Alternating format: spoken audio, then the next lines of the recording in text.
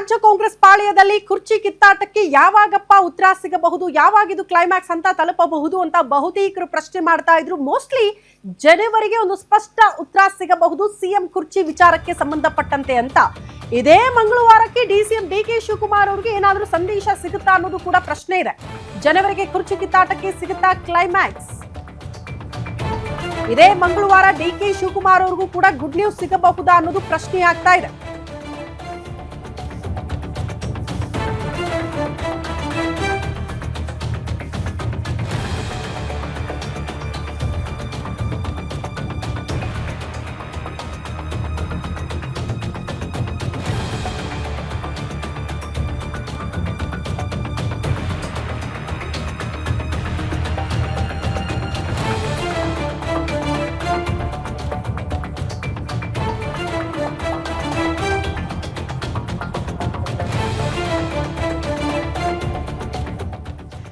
ಜನವರಿಗೆ ಕುರ್ಚಿ ಕಿತ್ತಾಟಕ್ಕೆ ಕ್ಲೈಮ್ಯಾಕ್ಸ್ ಸಿಗಬಹುದಾ ಅನ್ನೋದೇ ಈ ಕ್ಷಣಕ್ಕೆ ಪ್ರಶ್ನೆ ಇರೋದು. ಜನವರಿ ಫೆಬ್ರವರಿ ಅಷ್ಟರಲ್ಲೇ ಒಂದು ಕ್ಲಾರಿಟಿ ಸಿಗುತ್ತೆ ಅಂತ.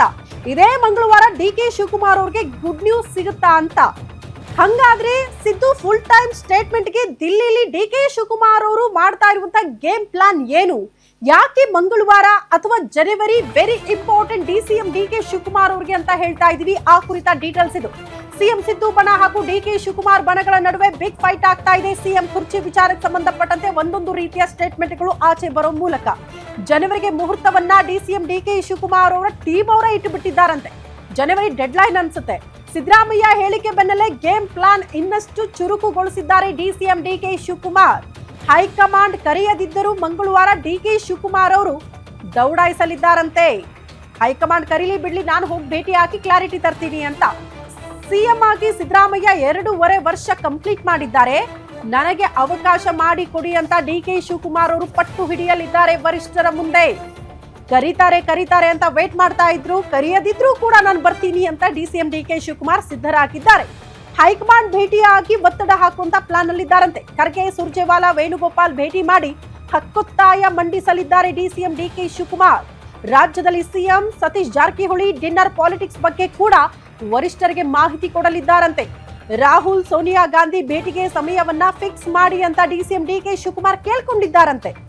2023ರಲ್ಲಿ ನನಗೆ ಕೊಟ್ಟ ಮಾತನ್ನ ಈಡೇರಿಸಿ ಅಂತ ಪಟ್ಟು ಹಿಡಿಯೋದಕ್ಕೆ ಡಿಕೆ ಶಿವಕುಮಾರ್ ಅವರು ನಿರ್ಧಾರ ಮಾಡಿದ್ದಾರೆ. ಈಗಾಗಲೇ ಸಿಎಂ ಆಪ್ತರನ್ನ ಭೇಟಿ ಮಾಡಿ ಗೇಮ್ ಪ್ಲಾನ್ ಶುರು ಮಾಡಿಕೊಂಡಿದ್ದಾರೆ ಡಿಕೆ ಶಿವಕುಮಾರ್. ಅಲ್ಲಿಗೆ ಒನ್ಸ್ ಅಗೇನ್ ವರಿಷ್ಠರನ್ನ ಭೇಟಿಯಾಗುವುದು, ಒಪ್ಪಂದದ ಮಾತುಕತೆಯನ್ನ ಮತ್ತೆ ನೆನಪಿಗೆ ತರೋದು, ರಾಜ್ಯ ಕಾಂಗ್ರೆಸ್ ಅಲ್ಲೇ ಆಗ್ತಾ ಇರುವಂತಹ ಬೆಳವಣಿಗೆಗಳ ಬಗ್ಗೆ ಮಾಹಿತಿ ಕೊಟ್ಟು ಬರಬೇಕು ಅಂತ ಡಿಕೆ ಶಿವಕುಮಾರ್ ಪ್ಲಾನ್ ರೂಪಿಸಿಕೊಂಡಿದ್ದಾರೆ.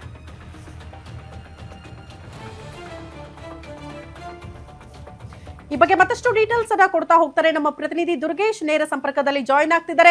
ದುರ್ಗೇಶ್, ಆಗ ಸ್ಪಷ್ಟ ಸಂದೇಶ ಸಿಗಬಹುದು, ಈಗ ಸಿಗಬಹುದು ಅಂತ ಕಾದಿದ್ದೇ ಬಂತು. ಬಟ್ ಯಾವಾಗ ಮುಹೂರ್ತ ಫಿಕ್ಸ್ ಆಗ್ತಾ ಇದೆ?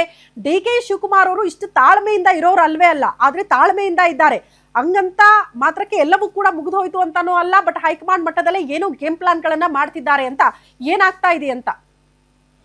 ಶ್ರುತಿ, CM Siddaramaiah DCM DK Shivakumar ಅವರ ನಡುವೆ ನಾಯಕತ್ವ ಪೈಲ್ಸ್ ಒಂದು ತಾರ್ಕಿಕ ಹಂತಕ್ಕೆ ಮಂಗಳವಾರ ಕಾಣುತ್ತಾ ಅನ್ನುವಂಥದ್ದು. ಯಾಕಂದರೆ ಪ್ರಮುಖವಾಗಿ ಡಿಸಿಎಂ ಡಿಕೆ ಶಿವಕುಮಾರ್ ದೆಹಲಿ ಪ್ರವಾಸವನ್ನು ಕೈಗೊಳ್ಳುತ್ತಿದ್ದಾರೆ. ಮಂಗಳವಾರ ದೆಹಲಿಯಲ್ಲಿ ಹೈಕಮಾಂಡ್ ನಾಯಕರ ಭೇಟಿಗೆ ಮುಂದಾಗ್ತಿದ್ದಾರೆ. ಇತ್ತ ಸಿಎಂ ಸಿದ್ದರಾಮಯ್ಯ ಸದನದಲ್ಲಿ ಹೇಳಿಕೆಗಳನ್ನ ಕೊಟ್ಟಿದ್ದರು. ಅದರ ಜೊತೆಗೆ ಡಿಸಿಎಂ ಡಿಕೆ ಶಿವಕುಮಾರ್ ಅವರ ಹೇಳಿಕೆಗೆ ಕೌಂಟರನ್ನು ಕೊಟ್ಟಿರುವಂಥದ್ದು. ಹೀಗಾಗಿ ಹೈಕಮಾಂಡ್ ತೀರ್ಮಾನ ಮಾಡುತ್ತೆ ಅನ್ನುವಂಥ ಮಾತುಗಳನ್ನು ಪದೇ DCM DK Shivakumar CM Siddaramaiah ಹೇಳ್ತಾನೆ ಇದ್ರು.